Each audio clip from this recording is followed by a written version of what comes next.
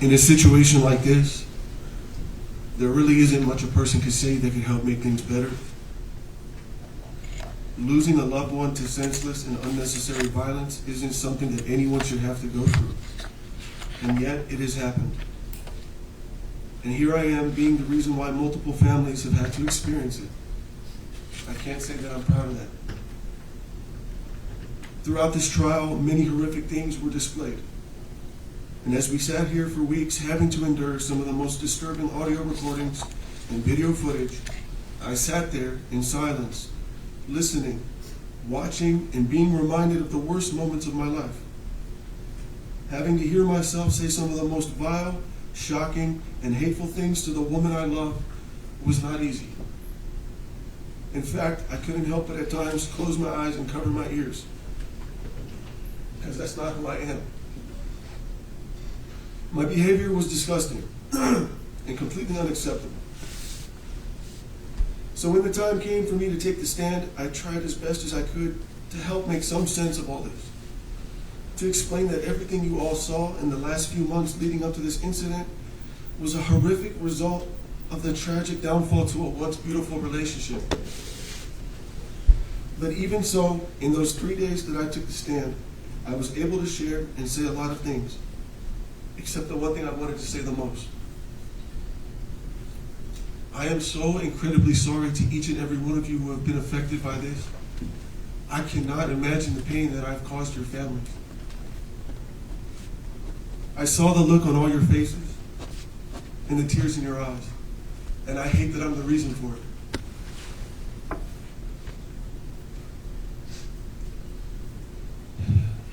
On that day of October 21st, 2021, I was in the worst physical and mental state of my life.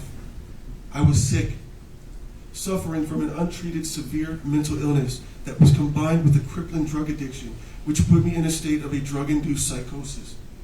My response in that moment was an unintended, impulsive reaction against my better judgment to the discovery of Ray's romantic involvement with my wife.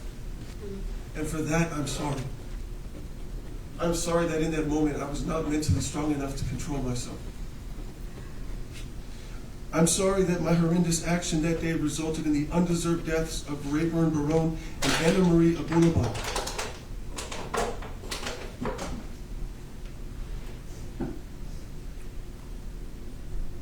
My partner, my best friend, the mother of my daughter, and the love of my life.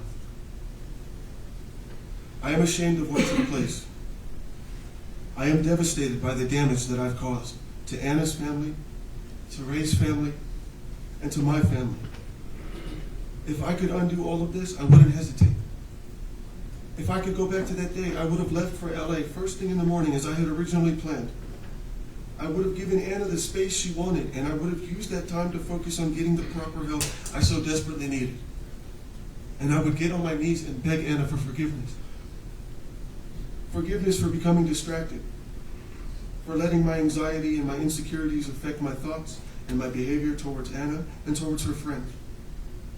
Forgiveness for using cocaine as a remedy and becoming addicted because of it. For neglecting my responsibilities to you, Anna, as your husband, and my responsibilities as a father. And for allowing the drugs to turn me into a pathetic empty shell of the man that she fell in love with. Because of those factors, I lost myself. And because of those factors, I lost Anna. I am so deeply sorry to each and every one of you who have suffered for the last 3 years. To the Cardenas Barone family, to Ray's mother and father, I am so sorry for what I've done to your son. To Jordana and his siblings, I am so sorry for what I've done to your brother. I really wish I could have gotten to know Ray the way that you all do, the way his friends did. And now, after seeing just how consistently you all showed up to this trial in support of him, I have no doubt in my mind that Ray was a good person. The world has truly suffered a great loss, and for that, I'm terribly sorry. I wish this never happened. To Anna Marie's family, whom I still love and consider to be my family, there's so much I want to say. To Anna's mother, Amalia, and to Ron, You trusted me to protect your daughter, and I failed you. I wish there was something more I could offer besides an apology. I wish there was a way for me to fix this. I'm so truly sorry for what I've done to Anna, her parents, her siblings, aunts, and her uncles. I feel terrible. Anna was the most beautiful woman I've ever met, and I wanted to spend the rest of my life with her. To love and cherish her, never to hurt her, to build her up, not to break her down. But I failed. I am thankful, however, that Anna and I were able to have a child, a granddaughter for both of our families to rejoice with. It is my belief that the love and spirit that Anna radiated will continue on through her. To Amira, my beloved daughter. Amira, when you're old enough to see this, please don't blame yourself. None of this is your fault. Your mom loved you so much, and I love you so much. You are the strongest girl I've ever known, and I'm so proud to be your father. I'm sorry for what my foolish actions have costed you, from what's been taken from you. I'm sorry that now you not only had to grow up without your mother, but now you have to grow up without your father too. I'm ashamed. But that is why I will strive each and every day to better myself, to seek rehabilitation, and to hopefully one day come back home to you. Because not being a part of your daily life tears me apart.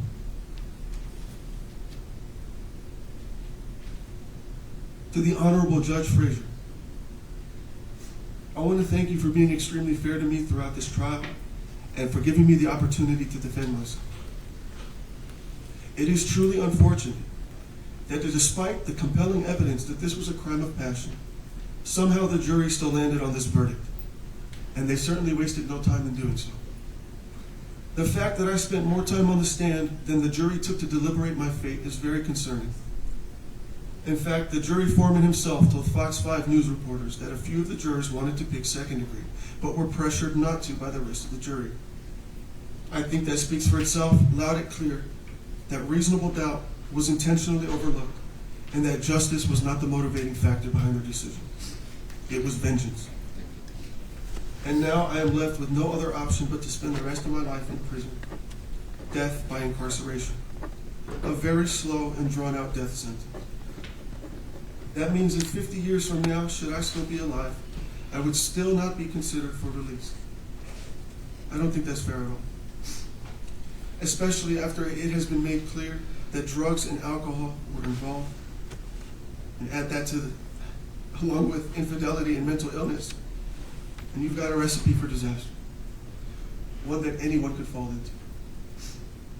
It's happened to me and I still can't believe it. Being sent to prison without the hope of ever getting out honestly feels like I'm being sent to hell. And that's terrifying. And I don't think that's right either. Personally, I believe everyone should have the ability to parole because everyone has the ability to change. But nonetheless, even still, it is my goal to serve my time with the utmost outstanding conduct and to participate in every rehabilitative program while being a positive role model to other prisoners. And I will do all this to the best of my ability with the goal of one day safely transitioning back into society.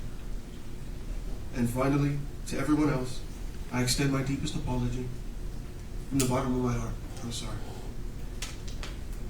I wish you all peace, healing, love, and abundant joy in your future. I will continue to pray that I may earn your forgiveness. Thank you. You still believe there's still crime and passion, huh? You still believe that? All right.